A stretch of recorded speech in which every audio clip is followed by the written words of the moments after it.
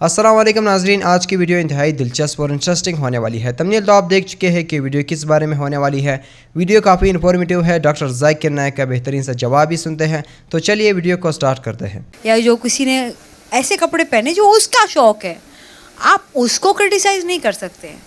आपके हाथ आप पीछे रखिए। So I have a huge belief in this कि जितना आप चीज़ों को छुपाएंगे, औरतों को बोलेंगे कि ये I mean so many people right on my wall, आप सेक्स दिखा रही हैं तो ये सब गलत हो रहा है सोसाइटी के साथ। सचमुच रियली हमारे सोसाइटी के साथ गलत हो रहा है क्योंकि सेक्स देख रहे हैं लोग। हमारी सोसाइटी गलत हो रहा है क्योंकि लोग सेक्स को मिसयूज़ कर रहे हैं, कभी कभी शादी में भी मिसयूज़ कर रहे हैं। अनफॉर्चुनेटली आपको बोला जाता है आप अपने आप को ढको, क्योंकि फिर उस आदमी का भेड़िया बनना अलाउड है। बिकॉज यू नो व्हाट, आपने अपना शोल्डर दिखा दिया, अरे मेरा शोल्डर है, आप भेड़िए बने। It's like so that is a very big problem. अक्सर सब मज़हब में सिखाया जाता है कि औरतों को छेड़ना नहीं चाहिए, औरतों का बलात्कार नहीं करना चाहिए, ज़िना बिल जब्र नहीं करना चाहिए। हिंदुज़म में सिखाया जाता है, ईसाईयत में सिखाया जाता है, इस्लाम में भी। लेकिन इस्लाम में इसके अलावा सिर्फ ये नहीं कहा जाता है कि औरतों को छेड़ो मत, उनका बलात्कार ज़िना जब्र मत करो, लेकिन ये भी दिखलाया जाता है किस तरीके से माशरे में ऐसा माहौल पैदा किया जाए कि कोई भी शख्स कोई भी औरत को नहीं छेड़ेगा। बलात्कार करने की बात तो दूर है, छेड़ेगा ही नहीं। इस्लाम में हिजाब है। अक्सर लोग औरतों के हिजाब के बारे में जिक्र करते हैं, लेकिन अल्लाह सुब्हाना व तआला कुरान मजीद में पहले मर्दों के हिजाब के बारे में कहते हैं। अल्लाह ताला फरमाते हैं सूरह नूर में, सूरह नंबर 24 आयत नंबर 30 में, कह दो मोमिन मर्दों से कि अपनी निगाह नीचे करे। जब भी कोई आदमी कोई औरत को देखता है और बुरे ख्यालात आते हैं, कुरान मजीद में भी लिखा है फ़ौरन अपनी नज़र को नीचे करना चाहिए। इसके बाद अल्लाह ताला फरमाते हैं औरतों के हिजाब के बारे में, सूरह नूर सूरह नंबर 24 आयत नंबर 31 में अल्लाह ताला फरमाते हैं, कह दो मोमिनात से, मोमिन औरतों से कि अपनी नज़र नीचे करें और अपने चादर को सीने पे ढके और अपनी जीनत की नुमाइश न करे, सिर्फ जो आम तौर पे जाहिर है उसके अलावा अपनी जीनत को छुपाए। सिर्फ महरम के सामने इजाज़त है कि शौहर, लड़के, वालिद वगैरह। इस्लाम में जब हम कुरान और सही हदीस पढ़ते हैं, हिजाब के 6 नुकात है। सबसे पहले नुक्ता है सतर, मर्द के लिए नाफ से लेके घुटने तक एक्सटेंट, औरतों के लिए सारा जिस्म छुपा होना चाहिए, सिर्फ चेहरा और हाथ कलाई तक खुला रह सकता है। बाकी 5 नुकात मर्द और औरत में यकसा है। दूसरा नुक्ता, कपड़े इतने महीन नहीं होना चाहिए, इतने पतले नहीं होना चाहिए जिसके थ्रू आप देख सकें। तीसरा नुक्ता, कपड़े इतने चुस्त नहीं होना चाहिए कि इंसान का ढांचा दिखे। चौथा नुक्ता, कपड़े इतने भड़कीले नहीं होना चाहिए कि दूसरा जिन्स उससे मुतासिर हो जाए, अट्रैक्ट द ऑपोजिट सेक्स। पांचवा नुक्ता, कपड़े दूसरे जिन्स के नहीं पहनना चाहिए। और छठा नुक्ता, दूसरे मज़हब की निशानी वाले कपड़े मत पहनिए। ये 6 नुकात है। इसके बाद अल्लाह ताला फरमाते हैं सूरह अहज़ाब में, सूरह नंबर 33 आयत नंबर 59 में, ए नबी कह दो अपने बीवियों से, अपने बेटियों से और मोमिनात से, मोमिन औरतों से, जब भी वो बाहर जाए तो जिल्बाब ओढ़े, अपनी चादर को अपने जिस्म पे ओढ़ ले, ताकि लोग उन्हें पहचान सके और कोई भी उन्हें नहीं छेड़े। कुरान में हिजाब क्यों किया जाता है लिखा है, ताकि लोग उन्हें पहचान सके और कोई भी शख्स उन्हें नहीं छेड़े। मिसाल के तौर पे अगर दो जुड़वा बहन जो बहुत खूबसूरत है, यकसा खूबसूरत है, अगर हैदराबाद के सड़क पे चल रही है, दोनों बहन हैदराबाद के सड़क पे चल रही है, दोनों खूबसूरत है, यकसा खूबसूरत है, जुड़वा बहन है। एक बहन पहनी हुई है इस्लामिक लिबास, इस्लामी लिबास, सारा जिस्म ढका हुआ है, सिर्फ चेहरा और हाथ कलाई तक खुले हैं। दूसरी बहन मगरबी लिबास पहनी हुई है, मिनी स्कर्ट्स और शॉर्ट्स, और दोनों बहन चल रहे हैं हैदराबाद की सड़क पर। कोने पे एक लफंगा खड़ा है लड़की को छेड़ने के लिए। मैं पूछना चाहता हूँ वो किसको छेड़ेगा, वो बहन जो इस्लामी लिबास में है या वो बहन जो मगरबी लिबास में है, मिनी स्कर्ट्स और शॉर्ट्स? किसको छेड़ेगा, किसको छेड़ेगा? वो बहन जो मगरबी लिबास पहनी हुई है, मिनी स्कर्ट्स और शॉर्ट्स। कुरान में अल्लाह ताला सही फरमाते हैं कि हिजाब करो ताकि लोग आपको पहचान सके और कोई भी आपको नहीं छेड़े। और इसके बाद इस्लाम की शरीयत ये कहती है अगर कोई शख्स किसी औरत का बलात्कार करता है उसके लिए है सजाए मौत।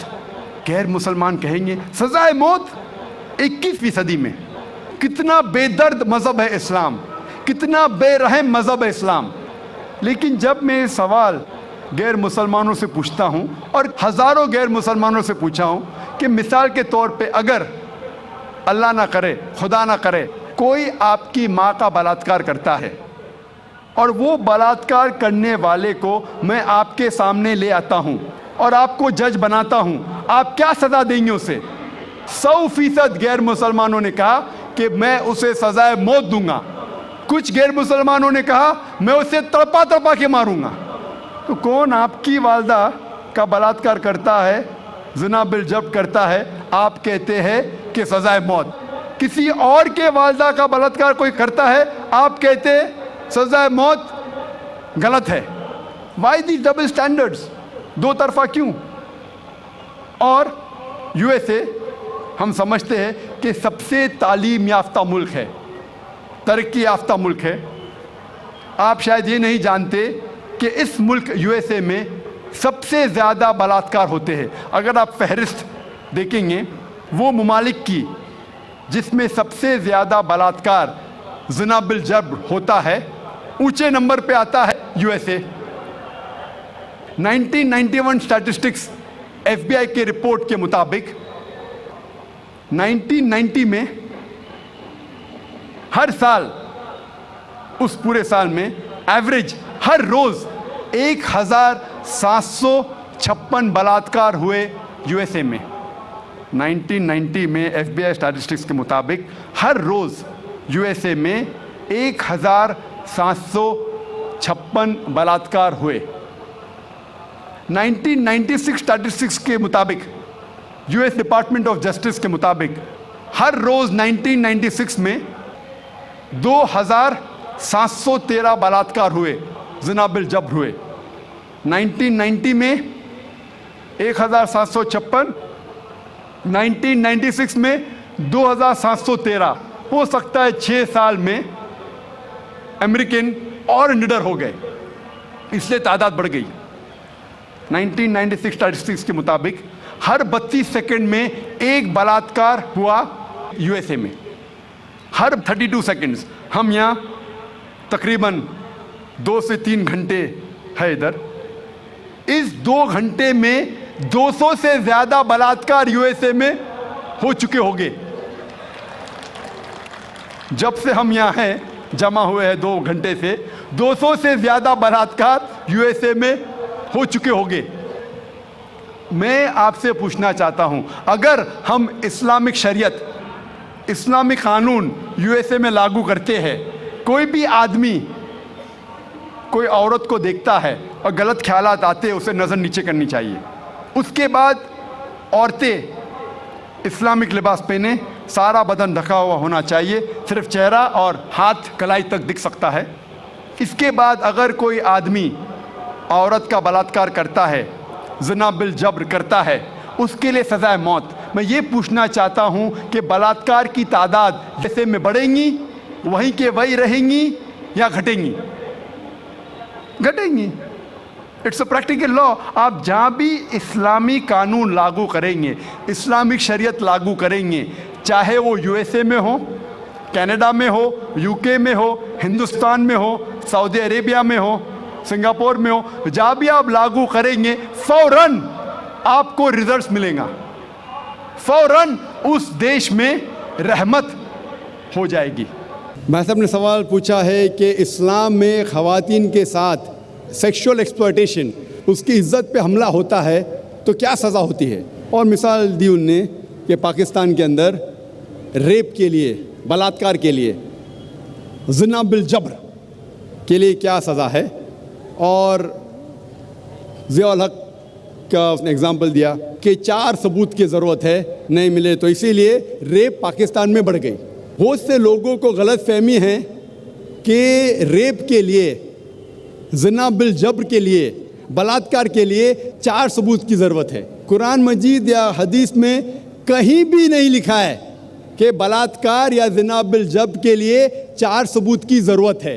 कुरान मजीद में लिखा हुआ है, जो मैंने आयत कोट की, सूरह नूर सूरा नंबर 24 आयत नंबर 4 में, अगर कोई इल्ज़ाम लगाता है औरत पर कि उसने कोई ज़िना किया, दूसरा कुछ किया, तो 4 सबूत की ज़रूरत है, या बच्चा लने बराबर ने। ज़िना के लिए अगर कोई इल्ज़ाम लगाता है कि ये औरत ने ज़िना किया या वो मर्द ने ज़िना किया, तो वो आदमी जो इल्ज़ाम लगाता है उसको 4 सबूत पेश करना फ़र्ज़ है।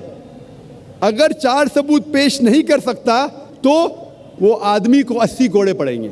उसका मतलब ये नहीं कि अगर कोई औरत के साथ बलात्कार करता है तो वो औरत अगर इल्ज़ाम लगाती है उस वक्त 4 सबूत की ज़रूरत नहीं है, तो अच्छी बात है।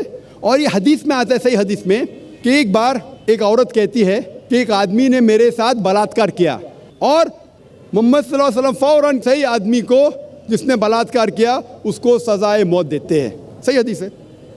उस टाइम 4 सबूत की ज़रूरत नहीं, लेकिन सबूत की ज़रूरत है। It may be an evidence only of the women, but it should be backed up with circumstantial evidence.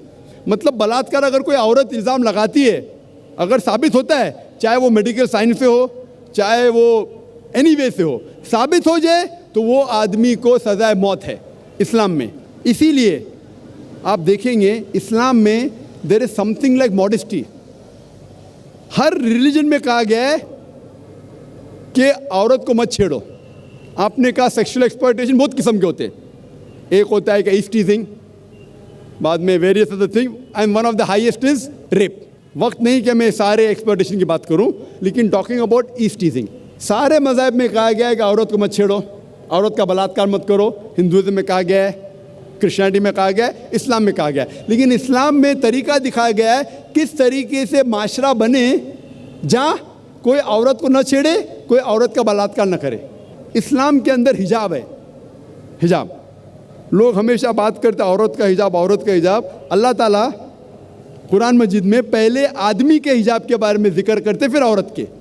अल्लाह ताला फरमाते सूरह नूर में सूरा नंबर 24 आयत नंबर 30 में, ए मोमिन मर्द, जब भी आप कोई औरत को देखते हैं और कोई गलत ख्यालात आपके जहन में आते हैं, फौरन नज़र नीचे करो। एक बार एक मुसलमान एक लड़की को घूर के देख रहा था। मैंने कहा आप क्या कर रहे हैं, हराम है। उसने कहा हमारे रसूल ने कहा कि पहली नज़र माफ़ है, दूसरी हराम है, मैंने अभी तक आधी नज़र पूरी नहीं किया। जब अल्लाह के रसूल ने कहा कि पहली नज़र माफ़ है, दूसरी हराम है, उसका मतलब ये नहीं कि आप घूर घूर के एक लड़की को 10 मिनट तक देखो बिना पल के झपकाए, विदाउट ब्लिंकिंग, और कहो कि मैं नज़र पूरी नहीं किया। अल्लाह के रसूल का कहना ये था, अगर अनइंटेंशनली, अनजाने में आप कोई औरत को देखते हैं, लड़की को देखते, फिर से उसके ब्यूटी पे फीस्ट करने के लिए मत देखो। उसके बाद आता है हिजाब औरत के लिए। सूरह नूर सूरा नंबर 24 आयत नंबर 31, से टू द बिलीविंग वुमेन, कहो मोमिना से कि वो अपनी नज़र नीचे करे, अपना सिर ढाके और अपनी जीनत न दिखाए, एक्सेप्ट व्हाट नेसेसरी, जितनी ज़रूरत है उतना। सिर्फ अपने वालदा, अपने शोहर, अपने बेटे जो महरम हैं उनके सामने वो इतने हिजाब स्ट्रिक्टली करना ज़रूरी नहीं। हिजाब के 6 नुक्ते हैं इस्लाम में। सबसे पहले नुक्ता है सतर, मर्द के लिए नाफ से लेके घुटने तक एक्सटेंट, ख़वातीन के लिए सारा जिस्म, सिर्फ चेहरा और हाथ टिल द रिस्ट, कलाई तक के खुले रह सकते, बाकी पूरा जिस्म ढका होना चाहिए। बाकी 5 नुक्ते मर्द और औरत के लिए यकसा है। दूसरा नुक्ता, कपड़े इतने पतले नहीं होना चाहिए ताकि आप उसके थ्रू देख सकें, it should not be transparent और ट्रांसलूसेंट। नंबर 3, इतने चुस्त नहीं होना चाहिए ताकि मर्द या औरत का ढांचा दिखे। चौथा नुक्ता, इतने भड़कीले नहीं होना चाहिए ताकि ऑपोजिट जिन्स, दूसरा जिन्स मुतासर हो सके। 5वां नुक्ता, दूसरे जिन्स के कपड़े मत पहनो। 6ठा नुक्ता, वो कपड़े मत पहनो जो दूसरे मज़हब की निशानी है। ये 6 नुक्ते हैं। और अल्लाह के रसूल फरमाते हैं सूरह अहज़ाब में सूरह नंबर 33 आयत नंबर 59 में 59 में अल्लाह फरमाते, ए नबी कह दो अपने बीवियों से, अपने बेटियों से, मोमिन औरतों से कि जब भी वो बाहर जाए तो एक क्लोक ओढ़े, जिलबाब ओढ़े, ताकि लोग उन्हें पहचान सके। No one should molest them, कोई उनसे छेड़खानी ना करे। मैं पूछना चाहता हूँ आपसे कि अगर कलकत्ता में 2 जुड़वा बहन, बहुत खूबसूरत, यकसा खूबसूरत, दोनों कलकत्ता के सड़क पे चल रहे हैं, एक बहन पहनी है इस्लामिक कपड़े, हिजाब, सारा जिस्म ढका हुआ है, सिर्फ मुंह और हाथ कलाई तक खुले हैं। दूसरी बहन मगरिबी कपड़े पहनी है, मिनी स्कर्ट और शॉर्ट, और दोनों चल रहे कलकत्ता के सड़क के ऊपर। और कोने के ऊपर खड़ा हुआ है एक लफंगा लड़की को छेड़ने के लिए। मैं आपसे पूछना चाहता हूँ, वो कौन से लड़की को छेड़ेगा? वो बहन जो इस्लामिक हिजाब पहनी हुई कि वो लड़की जो मगरबी मिनी स्कर्ट और शॉर्ट पहनी हुई? किसको छेड़ेगा? Obviously the one with obviously the one wearing the western cloth, the mini skirt and shorts. तो इस्लाम में सही कहा गया, हिजाब कहा गया है औरतों से, ताकि वो औरत को प्रोटेक्ट कर सके। और आप जानते हैं कि अमेरिका में जो हम समझते सबसे तालीम याफ्ता मुल्क है, सबसे ऊंचा मुल्क है, मोस्ट एडवांस कंट्री, आप जानते हैं वहाँ सबसे ज़्यादा रेप होते। अकॉर्डिंग टू स्टैटिस्टिक्स ऑफ 1990 में FBI की स्टैटिस्टिक्स के हिसाब से ऑन एवरेज तकरीबन हर रोज़ 1756 cases of rape took place. हर रोज़ इतने बलात्कार हुए। 1996 की स्टैटिस्टिक्स से US डिपार्टमेंट ऑफ जस्टिस, हर रोज़ तकरीबन 2713 रेप हुए। 1990 में 1756, 1996 में 2713 में भी अमेरिकन को और मर्दानगी आई, बढ़ गया रेप, बलात्कार बढ़ गया। मैं पूछना चाहता हूँ, अगर आप इस्लामिक शरीयत अमेरिका में इख्तियार करेंगे, अगर कोई आदमी खातून को देखता है, बुरे ख्यालात आते हैं, नज़र नीचे करो, उसके बाद खातून सर से पांव तक ढकी रहना चाहिए, सिर्फ चेहरा या हाथ खुला रह सकता है। उसके बाद अगर कोई आदमी किसी का बलात्कार करता है, कैपिटल पनिशमेंट, डेथ पेनल्टी, सज़ाए मौत। मैं पूछना चाहता हूँ, बलात्कार की तादाद अमेरिका में बढ़ेंगी, वहीं के वहीं रहेंगी या घटेंगी?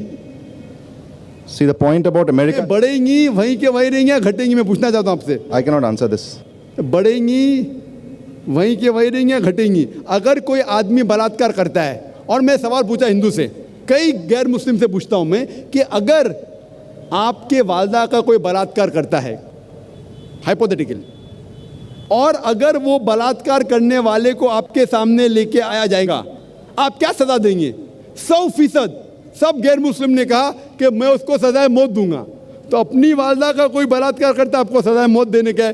दूसरी किसी वालदा का करता है तो आप बोलते हैं सज़ाए मौत इज़ अ मर्सीलेस पनिशमेंट, वो बहुत खतरनाक है। कोई गैर मुस्लिम ने कहा कि मैं तो उसको तड़पा तड़पा के मारूंगा। सबसे लीस्ट बलात्कार जो पूरे दुनिया में होता है वो सऊदी अरेबिया। क्यों?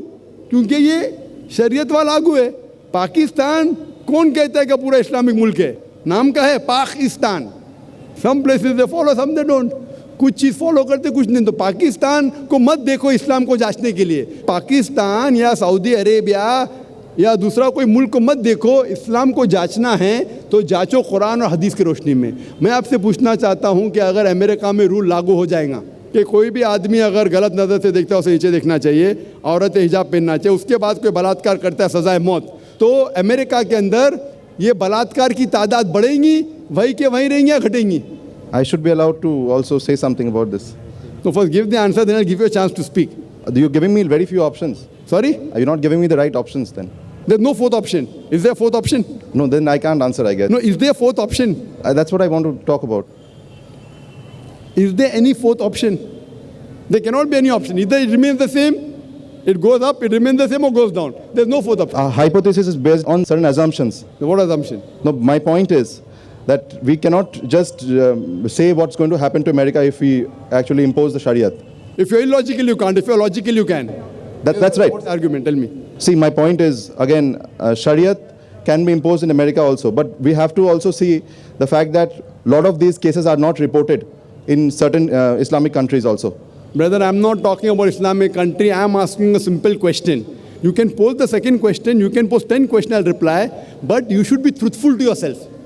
If suppose, God forbid, someone rapes your mother, and if the rapist is born in front of you, what punishment will you give him? The only reason I'm asking this question is because this disturbs me.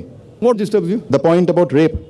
The fact that there should be capital punishment to people who actually rape. Very good. So that's what Islam says. That's what I'm saying. So that's what I'm with you, brother. So why are you getting scared to reply? Don't get scared.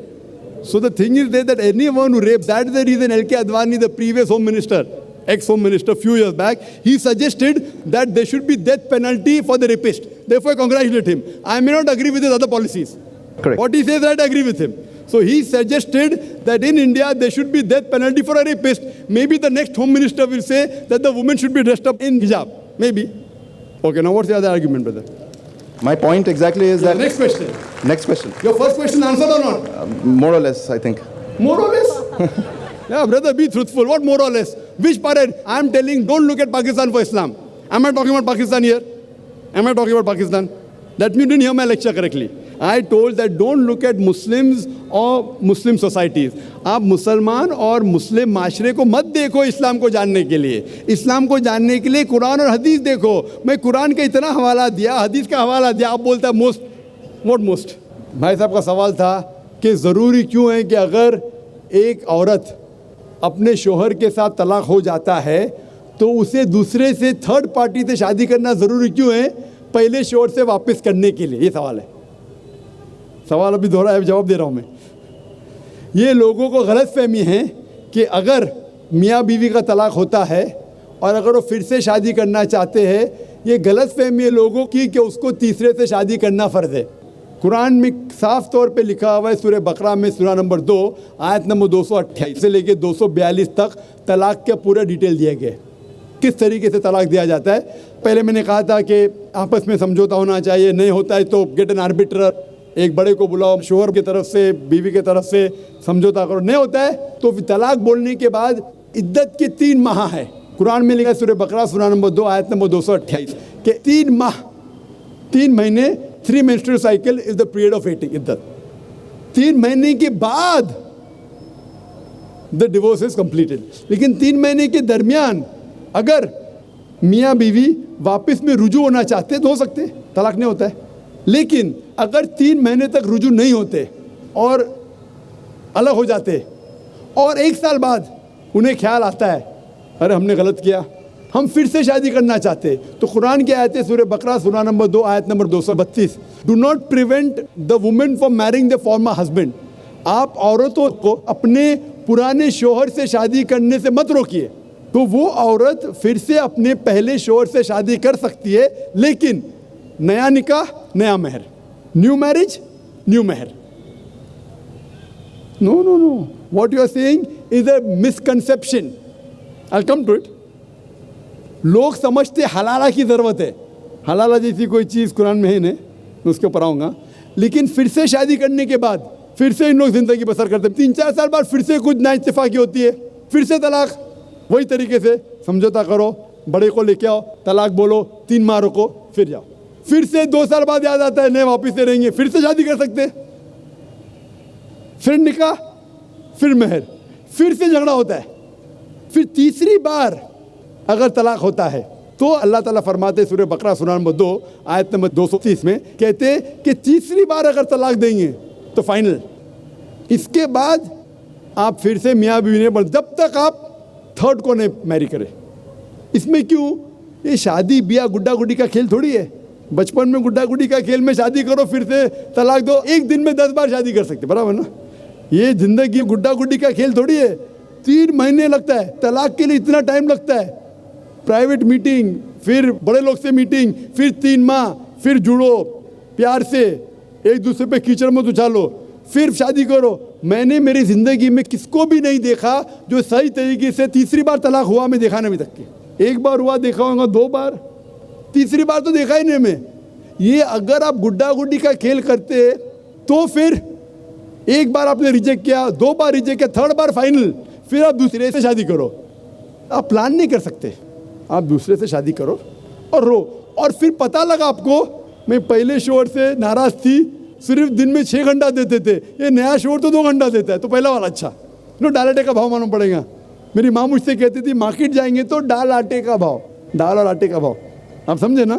तो हो सकता है क्या, मालूम पड़ा मैं मेरे शोहर से झगड़ा करती थी, वो बीवी कहेंगी, मालूम पड़ेगा नया शोहर तो पुराने वाले से बदतर है, आप समझे ना। और फिर अगर नए वाले से डिवोर्स हुआ, सेम तरीका, आपस में समझौता, प्लानिंग नहीं। अगर प्लानिंग करेंगे कि एक रात तुम्हारे साथ सोऊंगा और फिर तलाक देना, ये हराम है, आप समझे ना। ये कुछ लोग करते हैं, मैं जानता हूँ मुस्लिम माशरे में, वो हराम करते। प्लानिंग करना, तुम्हारा शोहर बनूंगा, एक रात बाद तलाक दूंगा, फिर तुम शोहर शादी करना, ये हराम है। कुछ लोग करते हैं, गलत करते, कुरान में ऐसा नहीं लिखते। तो अगर तीसरी बार तलाक के बाद या पहली तलाक के बाद भी, पहले बार तलाक दिए, दूसरे से शादी किए, फिर पता लगा सही नहीं, तो वापस जा सकते, आप समझे ना। तो ये जो है ज़रूरी है 3rd पार्टी के पास जाना, अगर 3 बार सही तरीके से तलाक हो तो इस्लाम में इतनी छूट है माशाअल्लाह, और इतना सही मज़हब है, it's the most practical way of life. Hope that answers the question. तो मेरे प्यारे मुअज़्ज़िज़ नाज़रीन, ये थी हमारी आज की वीडियो डॉक्टर ज़ाकिर नाइक का बेहतरीन सा लेक्चर। तो आप लोगों ने सुनी, उम्मीद है कि आपको पसंद आया हो। दोस्तों, हमारा वीडियो बनाने का ये मकसद नहीं होता कि हम किसी के मज़हब, किसी धर्म या किसी शख्स को टारगेट कर रहे हैं। हमारा बिल्कुल भी ये मकसद नहीं है। हमारा सिर्फ़ और सिर्फ ये मकसद है कि हम आपको हकीकत, सच और सच्चाई का रास्ता दिखाएं। तो दोस्तों, आप भी अपनी कीमती राय का इज़हार कमेंट सेक्शन में ज़रूर कीजिए, और अगर आपके ज़हन में कोई भी सवाल हैं, आप कमेंट सेक्शन में पूछ सकते हैं। इंशाअल्लाह ताला आपके सवाल का जवाब हम ज़रूर देंगे। तो मिलते हैं नेक्स्ट वीडियो में, तब तक के लिए अल्लाह हाफ़िज़।